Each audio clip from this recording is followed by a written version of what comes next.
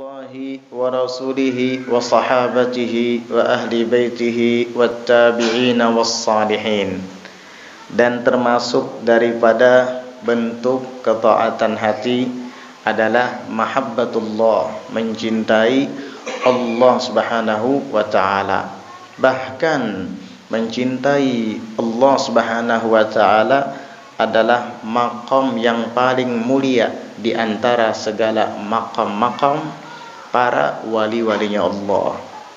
Sebab karena mendapatkan maqam mahabbah inilah mereka semua derajatnya diangkat dan ditinggikan oleh Allah Subhanahu wa taala. Di dalam Al-Qur'an Allah Subhanahu wa taala berfirman, walladzina amanu asyaddu hubban lillah. Dan orang-orang yang beriman itu mereka sangat-sangat mencintai Allah Subhanahu wa taala. Orang itu mencintai sesuatu yang dicintainya disebabkan dua hal, kata Imam Abdullah bin Alawi Al-Haddad. Pertama, lil kamal, dan yang kedua lin nawal. Orang mencintai sesuatu karena kamal, kesempurnaan. Ketika ia melihat ada kesempurnaan pada sesuatu itu, maka ia pun mencintai sesuatu tersebut. Seorang lelaki mencintai perempuan dan ingin menikahinya karena menurutnya perempuan ini sempurna, sehingga cinta itu muncul di hati. Atau seorang perempuan mencintai lelaki ketika ia melihat entah ketampanannya atau mungkin karena akhlak budi pekertinya yang baik, lalu kemudian dia saksikan kesempurnaan itu ada pada sosok lelaki tersebut, ia pun akan mencintai lelaki itu. Jadi karena menyaksikan kesempurnaan. Ada orang senang sekali dengan HP model baru misalnya, karena dia melihat ada kesempurnaan di situ, ada kelebihan-kelebihan, sehingga ia senang dan berusaha mengumpulkan uang untuk bisa membeli HP tersebut. Begitulah seterusnya. Nah, apabila kesempurnaan itu yang menjadikan seseorang mencintai sesuatu, maka ketahuilah bahwasanya pemilik segala kesempurnaan dan maha yang paling sempurna adalah Allah Subhanahu wa ta'ala. Jika engkau termasuk orang yang mengagumi kesempurnaan, maka engkau lebih layak mengagumi Allah Subhanahu wa ta'ala, karena ialah yang maha sempurna, dan segala kesempurnaan yang kita saksikan dengan mata kepala kita itu berasal dari Allah Subhanahu wa taala. Andai kata Allah tidak menjadikan sesuatu itu sempurna, pasti kita akan melihatnya jelek, pasti kita akan melihatnya buruk dan penuh kekurangan. Tapi karena Ia yang menciptakan kesempurnaan pada sesuatu itu, maka kita pun mengaguminya dan mencintainya. Ketahuilah bahwasanya itu bersumber dan datang daripada zat yang maha sempurna, Allah Subhanahu wa ta'ala. Jika engkau mencintai makhluk yang engkau anggap sempurna, maka Tuhan yang menciptakannya, Tuhan yang menyempurnakannya jauh lebih berhak untuk dicintai. Ada juga orang itu mencintai lin nawal, karena pemberian. Tadi lil kamal, karena menyaksikan kesempurnaan. Ada juga yang karena pemberian. Orang itu sering diberi oleh orang lain, maka dia akan senang dengan orang yang memberikan pemberian tersebut. Saya senang berteman dengan Haji Fulan. Kenapa? Karena kamu sering diberi uang sama dia, kamu sering dikasih makanan sama dia gratis, makanya kamu senang sama dia. Saya senang bergaul dengan Fulan. Kenapa? Karena kalau bergaul dengan dia, kamu selalu ditraktir sama dia. Kalau dia gajian atau dapat uang, kamu akan mendapat bahagian dari uangnya itu, sehingga kamu senang dengan dia. Itu nawal, namanya pemberian. Jika engkau termasuk orang yang mencintai dan menyukai seseorang karena ia sering memberikan pemberian kepadamu, maka Allah Subhanahu wa taala jauh lebih berhak untuk engkau cintai daripada dia, karena Allah yang Maha memberikan segalanya. Bahkan orang yang memberikan kepadamu pemberian itu tidak akan mungkin tergerak hatinya untuk memberikan pemberian tersebut jika bukan karena Allah yang menggerakkannya. Dan selama ini, dari sejak kita lahir sampai dewasa saat ini, kita tidak pernah luput daripada pemberian Allah Subhanahu wa taala. Bahkan terkadang pemberian tersebut kita balas dengan dosa, kita balas dengan maksiat, tetapi Allah tetap memberikan pemberiannya kepada kita. Maka Allah jauh lebih berhak untuk dicintai daripada makhluk. Makhluk itu memberikan pemberian kepada kita karena kita berbuat baik kepadanya. Tapi kalau kita sudah durhaka kepada dia, maka makhluk itu akan menjauh dari kita dan tidak akan memberikan pemberiannya lagi kepada kita. Beda dengan Allah Subhanahu wa taala. Kendati pun kita sering durhaka kepadanya, bermaksiat, melakukan dosa, tetapi pemberiannya tetap masih diberikan kepada kita. Kita masih diberikan nikmat imdad untuk bisa bertahan hidup sampai detik ini. Padahal banyak dosa-dosa yang kita lakukan. Andai kata Allah itu bersifat seperti sifat manusia, hari ini juga kita semua mati karena kebanyakan dosa dan maksiat yang kita lakukan kepadanya. Tapi Allah bukan makhluk. Allah Ta'ala itu menggauli kita hamba-hambanya bifadlih la bi'adlih. Tahu Allah menggauli kita dengan fadlih, dengan keutamaannya, dengan kemuliaannya. Artinya Allah Ta'ala itu menggauli kita hambanya ini tidak dengan keadilannya. Allah Maha Adil, tetapi Allah menggauli kita tidak dengan keadilannya, malah lebih dari sekedar keadilan, melainkan dengan keutamaannya.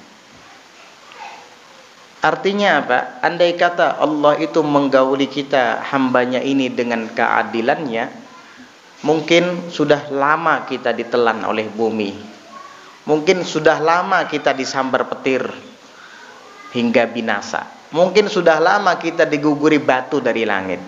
Karena apa? Banyaknya dosa-dosa dan maksiat yang kita lakukan. Itu kalau Allah menggauli kita dengan keadilannya. Tapi kenyataannya tidak. Arti menggauli dengan keadilannya, mestinya orang yang bersalah itu harus dihukum. Berapa lama pian melakukan kesalahan kepada Allah, tapi sampai sekarang nggak dihukum sama Allah? Berapa tahun kamu bermaksiat, tapi sampai sekarang kamu masih bisa meminjakkan kaki di atas bumi? Padahal bumi ciptaan Allah. Sampai sekarang kamu masih bisa menghembuskan nafas, menghirup dan menghembuskannya, hingga engkau masih bertahan hidup. Betapa sering bermaksiat dengan mata, namun sampai sekarang matamu masih bisa melihat. Betapa sering bermaksiat dengan lisan, namun hingga sampai detik ini kamu masih bisa mengungkapkan kata-kata. Mestinya kalau kita bermaksiat, melakukan kesalahan, jika Allah menggauli kita dengan keadilannya, pasti kesalahan itu akan dihukum. Orang yang sering memandang yang haram dihukum buta matanya.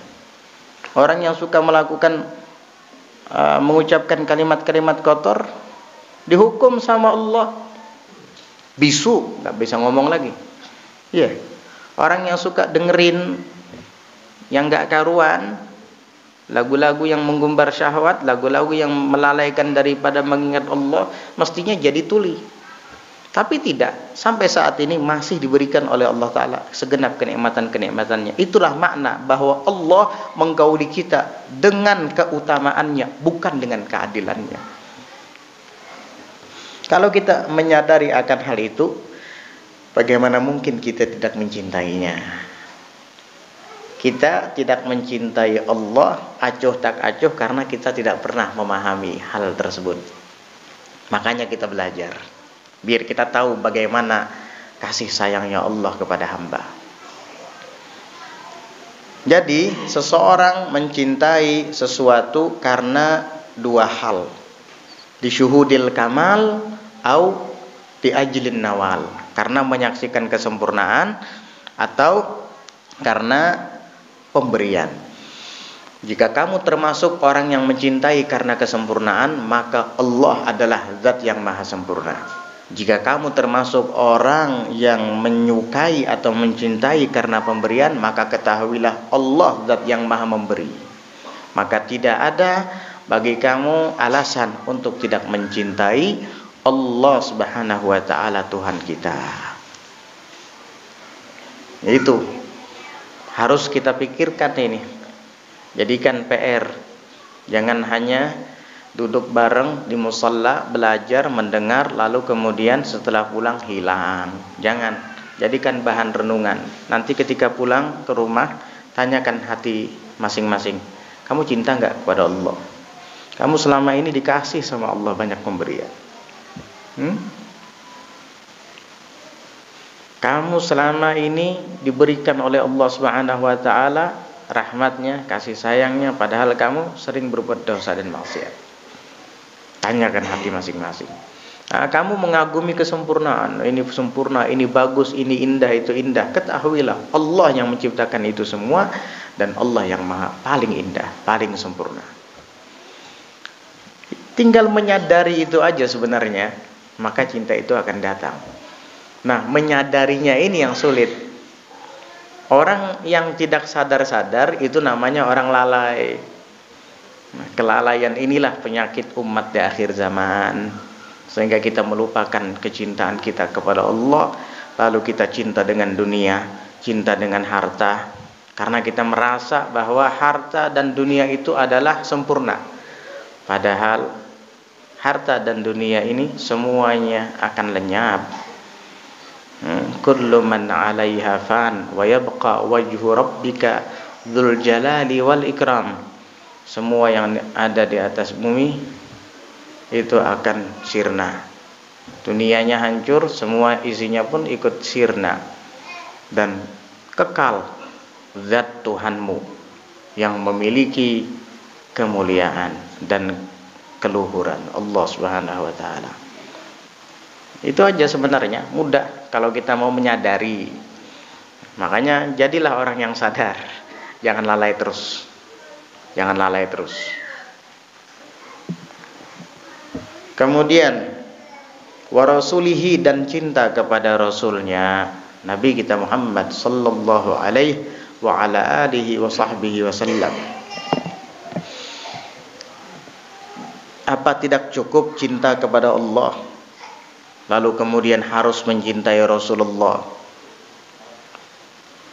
Justru bukti bahwa kita cinta kepada Allah itu kita cinta kepada Rasulullah sallallahu alaihi wasallam. Kenapa? Karena Allah menyuruh kita mencintai Nabi Muhammad sallallahu alaihi wasallam.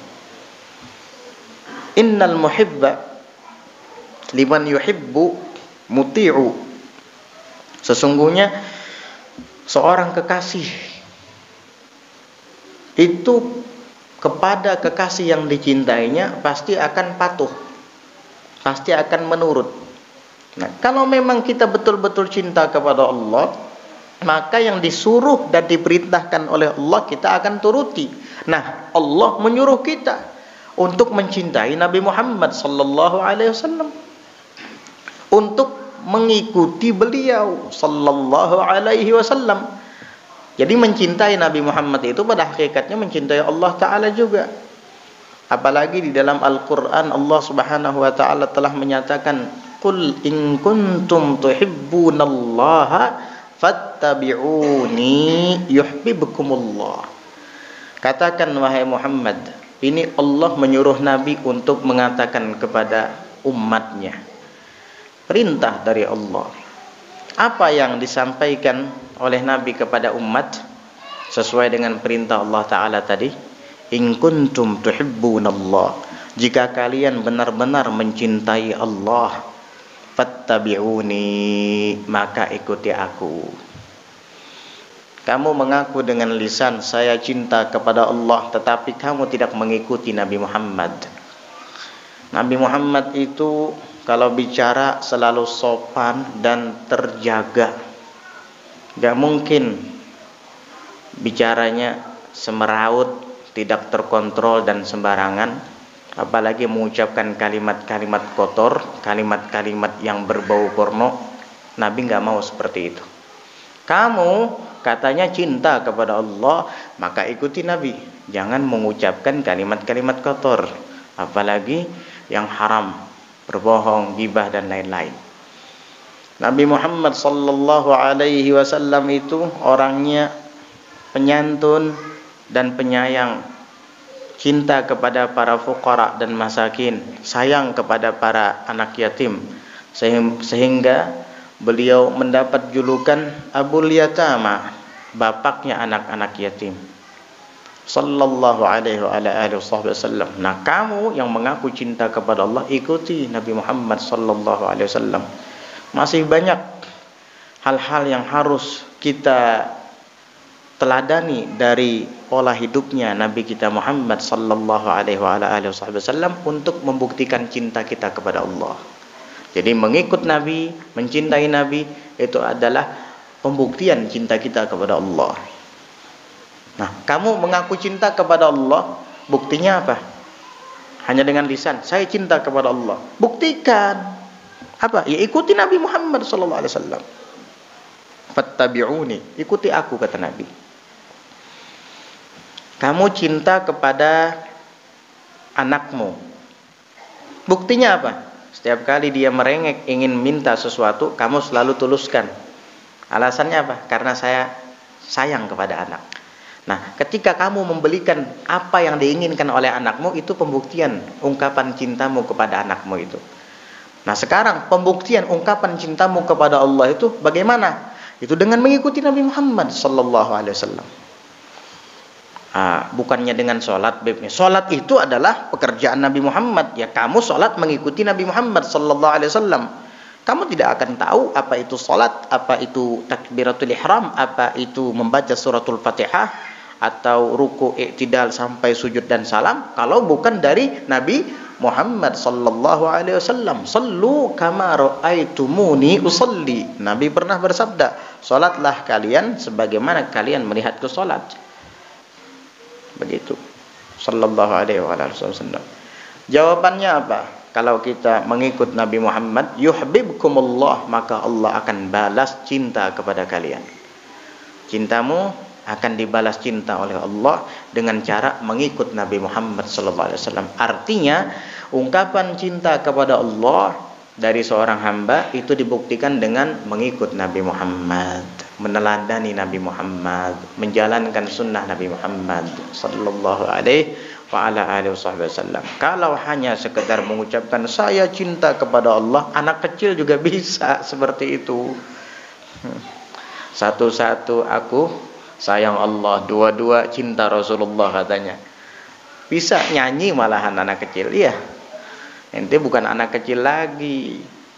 Mana bukti cintanya kepada Allah? Sudah ittiba enggak kepada Nabi?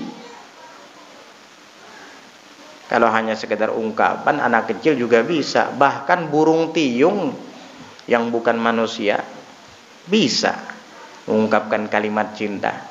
Tapi hanya ungkapan, pembuktiannya mana? Itu. Wa sahabatihi, dan mencintai sahabat-sahabatnya Nabi sallallahu alaihi wasallam. Tidak boleh kita mencela, mencaci maki para sahabat-sahabat Nabi sallallahu alaihi wasallam. Siapa sih sahabat Nabi itu?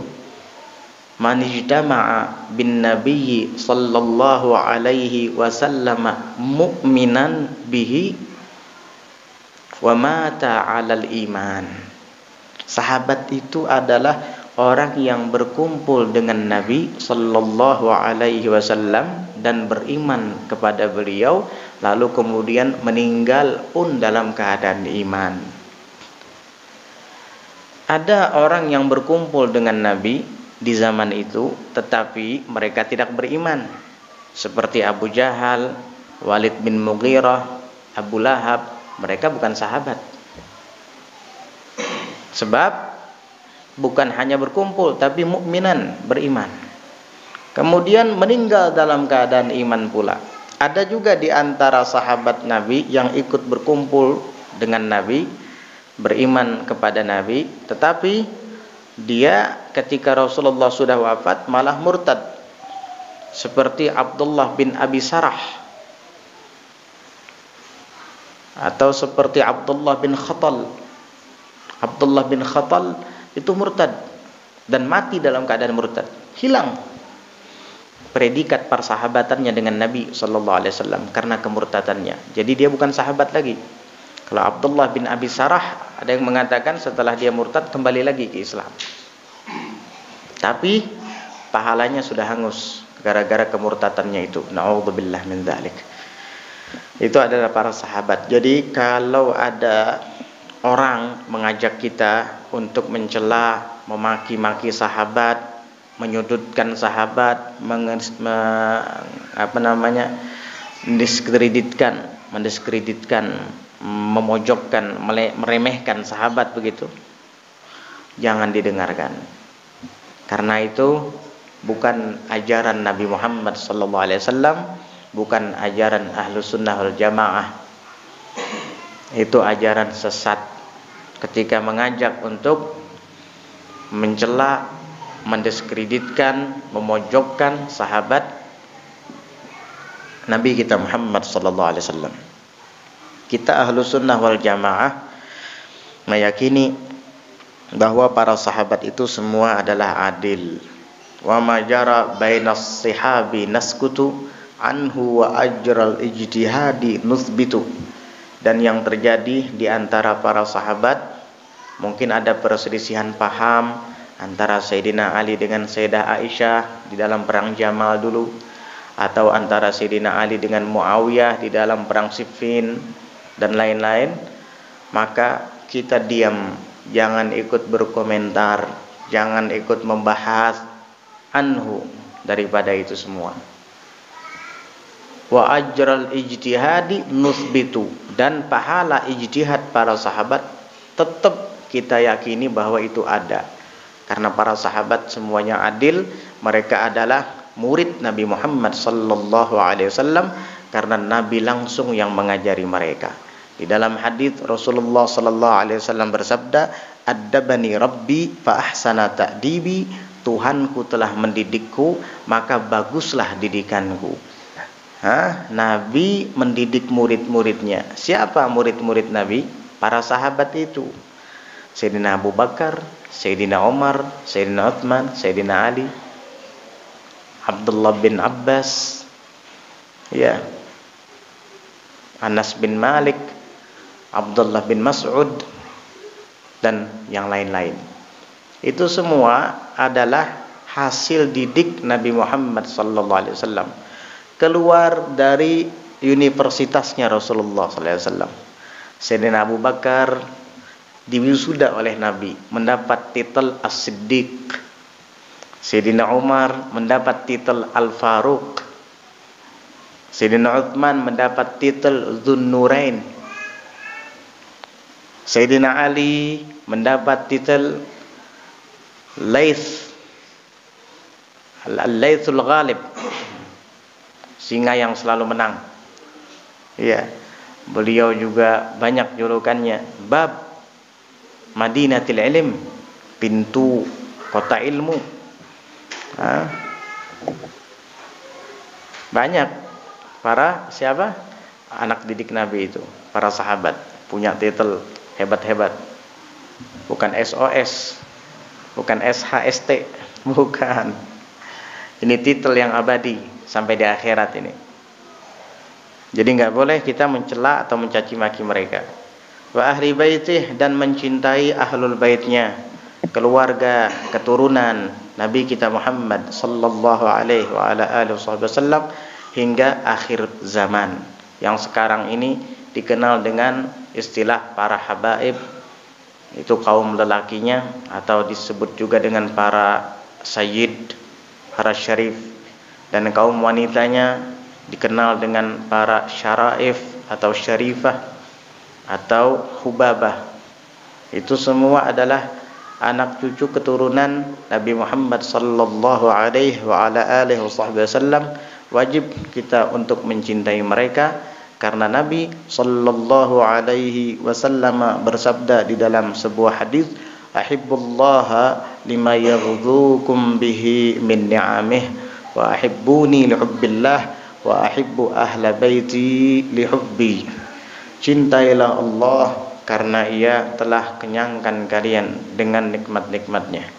Kita bisa tumbuh besar sampai saat ini karena nikmat Allah.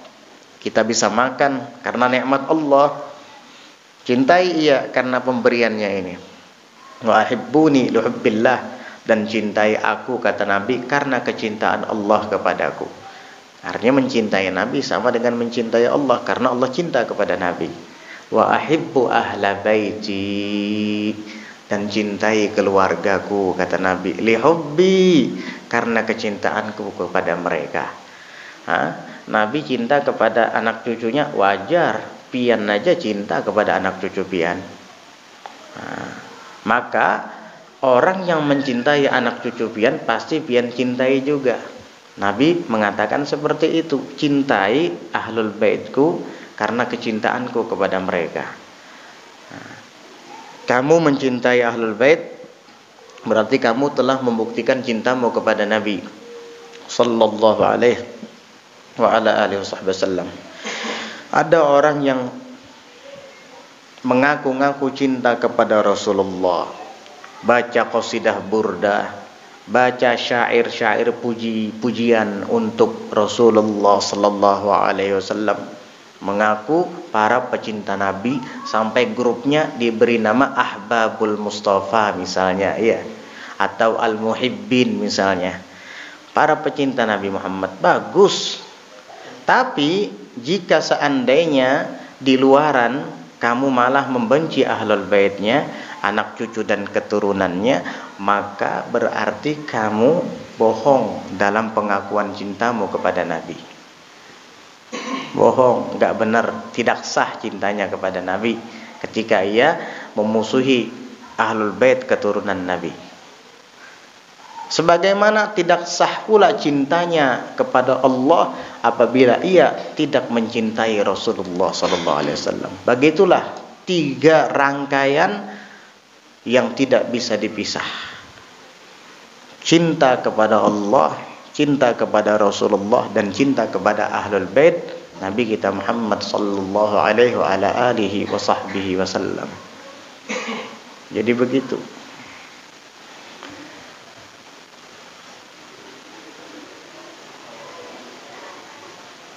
Sayyidina Abu Bakar As-Siddiq radhiyallahu anhu wa ardhah, di dalam hadis riwayat Al-Bukhari, beliau pernah berpesan kepada kita semua umat Nabi Muhammad sallallahu alaihi wasallam.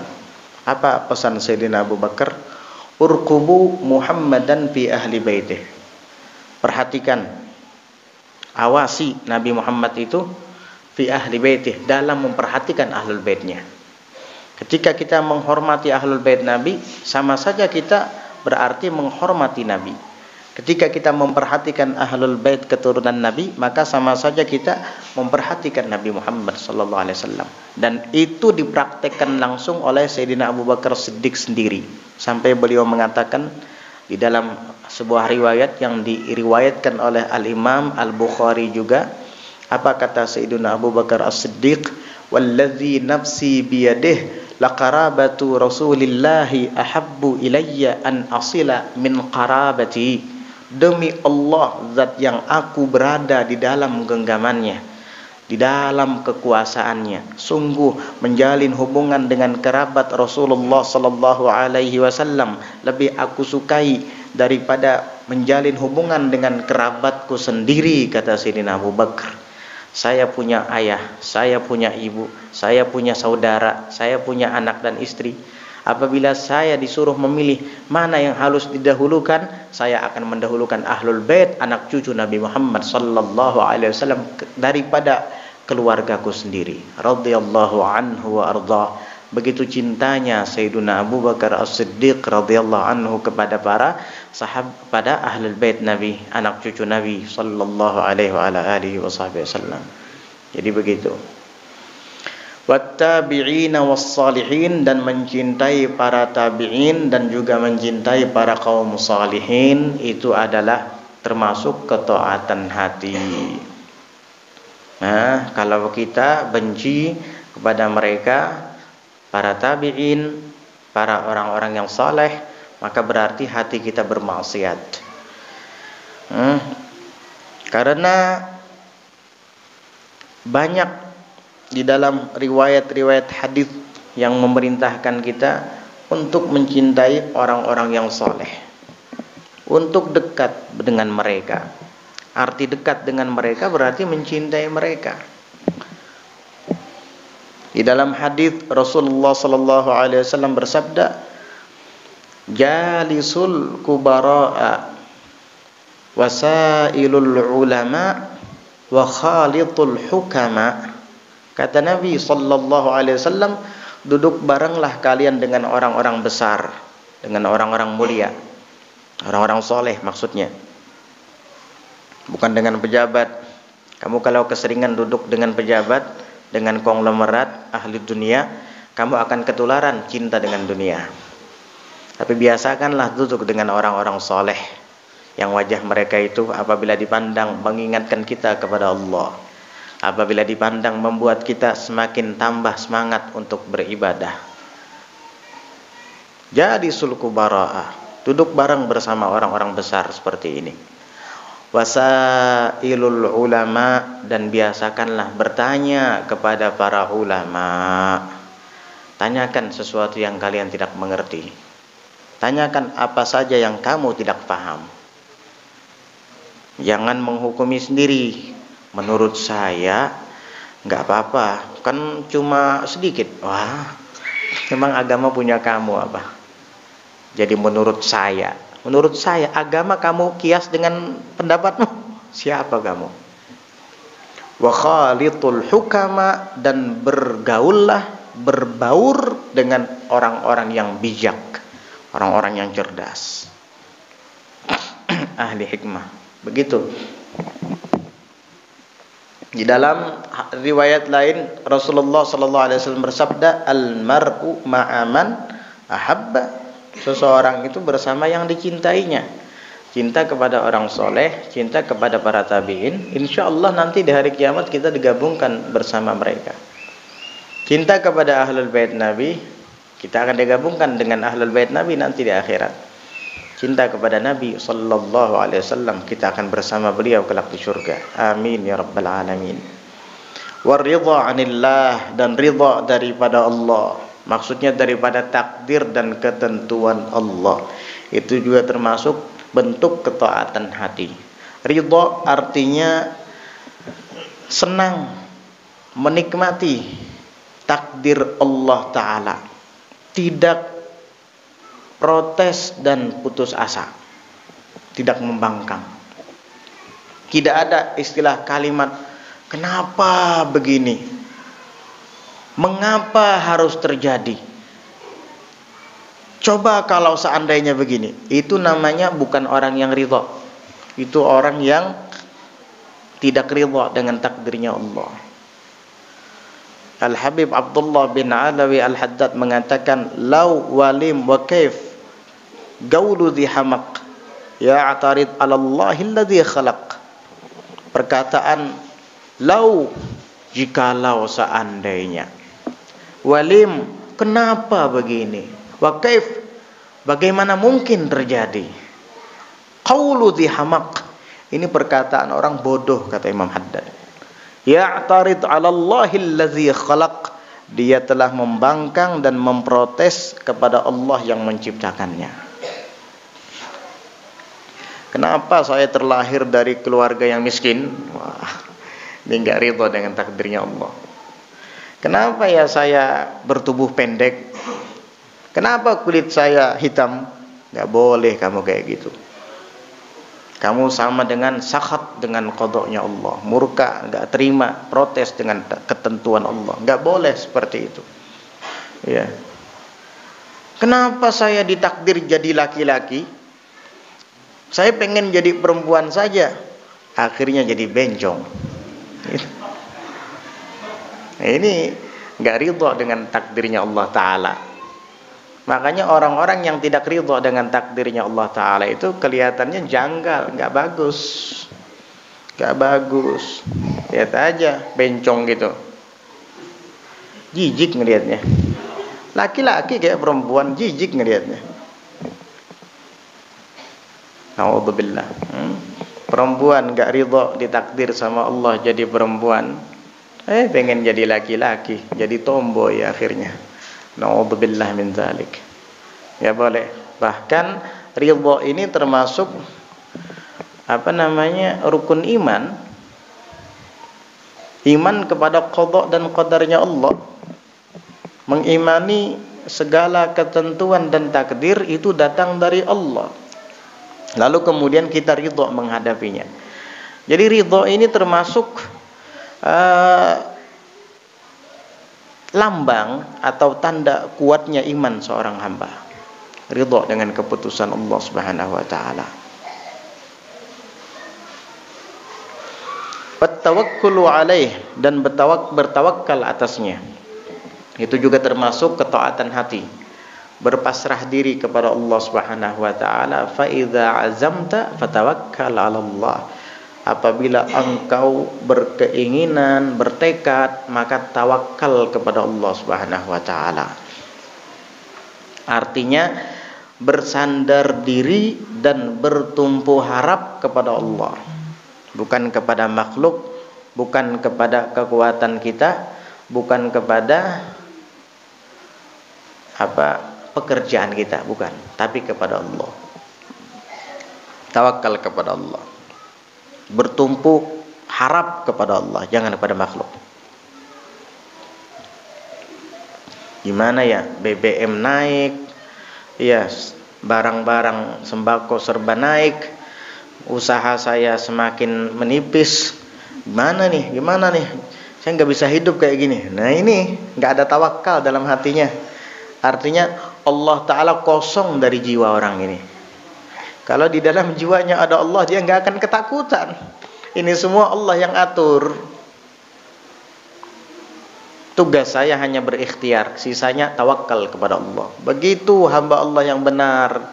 Bukan malah mengeluh, bukan malah ketakutan, gelisah, cemas. Ini orang yang tidak punya tawakal dalam hatinya, selalu cemas, gelisah.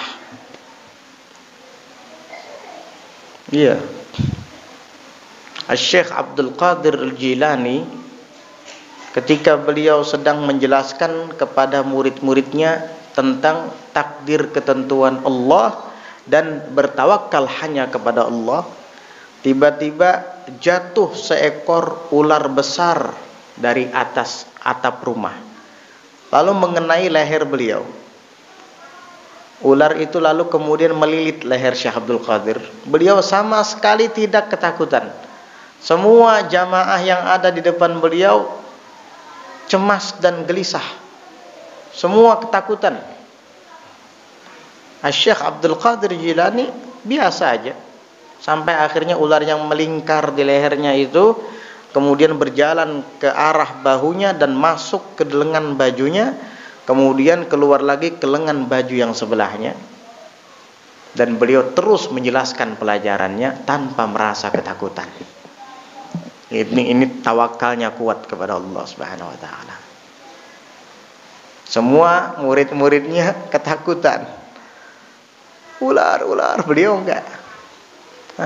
Kalau ente, jangankan ular sebesar itu, ular kayak jari kelingking aja kabur nih. Duduk baca maulid, ada ular, wah lompat. Jangankan ular, ngeliat tikus saja kabur. Jangankan tikus, melihat lipas saja buka. Lipas, tahu lipas, kecoa. Lari ngeliat kecoa. Padahal gigit enggak. Ya. Itu luar biasa Syekh Abdul Qadir Jilani. Makanya beliau menjadi pimpinan wali di zamannya Sultanul Auliya. Al-Imam Abdullah Al-Haddad juga menceritakan tentang ulama yang saleh dan ahli tawakal kepada Allah Subhanahu wa taala. Suatu saat beliau dilempar ke kandang singa. Tidak tahu apa salah beliau. Mungkin dituduh bersalah, padahal beliau tidak bersalah. Terzalimi. Dilempar ke kandang singa untuk dijadikan santapan singa.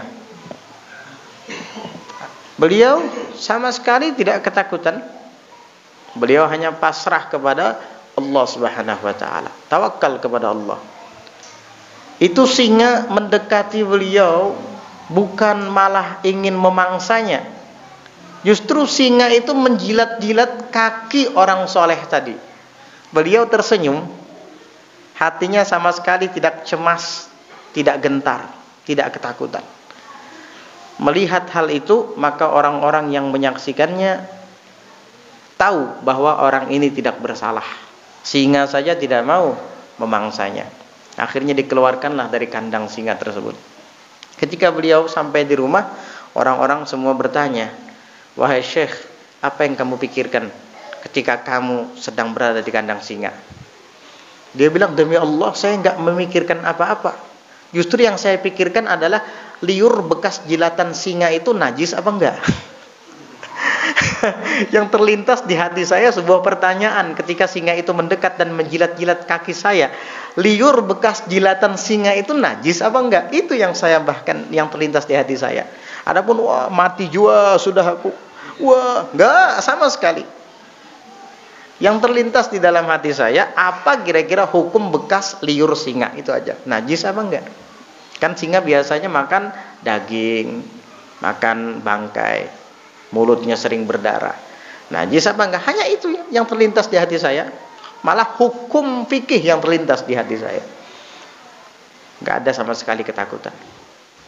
Ala inna awliya Allahi la khaufun alaihim wa la hum yahzanun. Para wali itu enggak takut, enggak sedih. Nabi Allah Ibrahim itu dikenal dengan nabi yang sangat tawakal kepada Allah Subhanahu wa taala. Bahkan ketika beliau sedang dilemparkan ke api yang dinyalakan oleh Raja Namrud, itu beliau dilemparkan melalui alat yang bernama menjanik, ketapel besar. Karena apinya terlalu besar, orang-orang kafir itu tidak bisa mendekatinya. Akhirnya iblis datang dan memberikan saran untuk membuat sebuah menjanik ketapel besar. Sehingga Nabi Ibrahim dilemparkan melalui ketapel besar itu ke arah api yang dinyalakan oleh mereka. Di tengah-tengah beliau sedang mengawang di udara, itu malaikat Jibril turun dan menawarkan bantuan kepada Nabi Allah Ibrahim. Ya Ibrahim, alaka hajatun fasal. Wahai Nabi Ibrahim, kamu ada keperluan apa? Minta bantuan kepada saya? Ayo minta sekarang juga. Sebentar lagi kamu akan masuk ke dalam api. Itu di tengah-tengah beliau berada di udara. Jibril menawarkan bantuan. Kamu perlu bantuan, bilang sama saya. Apa jawab Nabi Ibrahim? Amma ilaika fala. Adapun minta bantuan kepadamu wahai Jibril, saya tidak perlu bantuanmu. Adapun Allah Ta'ala, fahasbunallah wa ni'mal wakil. Cukup bagi saya Allah yang menjadi perwakilan. Ilmuhu bihali aghnani an su'ali. Allah mengetahui keadaanku saat ini, maka itu cukup. Aku tidak perlu lagi minta pertolongan sama Allah. Allah tahu kok saya sekarang mau dibakar. Allah tidak tidur, Allah Maha melihat. Sama kamu wahai Jibril saya enggak minta bantuan. Sama Allah juga tidak usah, karena Allah sudah tahu kok keadaan saya seperti ini. Ilmuhu bihali aghnani an su'ali. Ilmunya dia tentang keadaan saya itu cukup bagi saya daripada memintanya. Akhirnya apa yang terjadi? Ketika beberapa detik lagi sampai Nabi Ibrahim ke api itu, Allah langsung mewahyukan kepada api, ya naru kuni bardan. Wahai api, jadilah engkau dingin. Ketika Allah Ta'ala mengatakan firman-Nya itu kepada api, itu api semua yang ada di dunia ini menjadi dingin. Bukan hanya api Nabi Ibrahim saja, semua api yang ada di dunia ini menjadi dingin. Lalu dilanjutkan firman itu, wasalaman ala Ibrahim, dan jadilah engkau penyelamat atas Nabi Ibrahim. Akhirnya apa? Yang menjadi dingin adalah hanya api yang membakar Nabi Ibrahim saja. Andai kata Allah tidak lanjutkan wasalaman ala Ibrahim, mungkin sampai saat ini api dingin. Kita nggak bisa masak, kita nggak bisa ngerebus air. Itu dalam riwayat Nabi Ibrahim di dalam api itu beliau bukan malah kepanasan, aku hampir mati kedinginan, kata beliau alaihissalam. Ketika Nabi Ibrahim ditanya tentang pengalaman hidupnya di dunia, wahai Nabi Allah Ibrahim, apa pengalaman yang paling indah selama engkau hidup? Apa kira-kira pengalaman hidupmu yang terindah selama engkau hidup? Apa jawab Nabi Ibrahim? Ayyamun nar, di hari ketika aku dilemparkan ke dalam api. Itulah pengalaman terindahku dalam hidup. Karena disitulah aku buktikan tawakalku kepada Allah. Disitulah aku buktikan cintaku kepada Allah. Itulah saat-saat dan detik-detik terindah dalam hidupku, ketika aku dilemparkan ke dalam api. Kita apa? Saat-saat paling indah dalam hidup apa? Ketika makan ayam panggang, atau ketika makan sate kambing, atau ketika duduk di pelaminan bersama istri dulu. Nah, bukan itu Nabi Ibrahim. Ketika aku dilemparkan ke api, disitulah hari-hari terindahku selama aku hidup. Karena di situ aku bisa buktikan tawakalku kepada Allah dan cintaku kepada Allah Subhanahu wa taala. Wa ghairu dzalika minal wajibatil qalbiyatil munjiyah, dan masih ada selain daripada itu, daripada kewajiban-kewajiban hati yang menyelamatkan kita. Artinya masih banyak lagi ketaatan-ketaatan hati. Karena ini adalah risalah yang ringkas, maka beliau hanya menyebutkan poin-poin yang terpenting saja di antara hal-hal yang berhubungan dengan hati. Itu ketaatan-ketaatan hati. Kalau mau panjang lebar lagi, ada di kitab Ihya Ulumuddin, itu panjang lagi itu, sampai ada pembahasan khusus Rubu'ul Munjiyat namanya itu di dalam kitab Ihya Ulumuddin, Rubu'ul Munjiyat. Wa amma ma'asil jawarih, dan adapun maksiat-maksiat jawarih, yakni anggota badan kita, insyaallah nanti akan kita bahas di pelajaran berikutnya. Ma'asil jawarih yaitu maksiat-maksiat anggota badan, mulai dari perut, lidah, telinga, mata, tangan, kaki, dan kemaluan. Itu semua namanya jawarih. Insyaallah nanti kita akan bahas di pelajaran selanjutnya. Wallahu a'lam bissawab.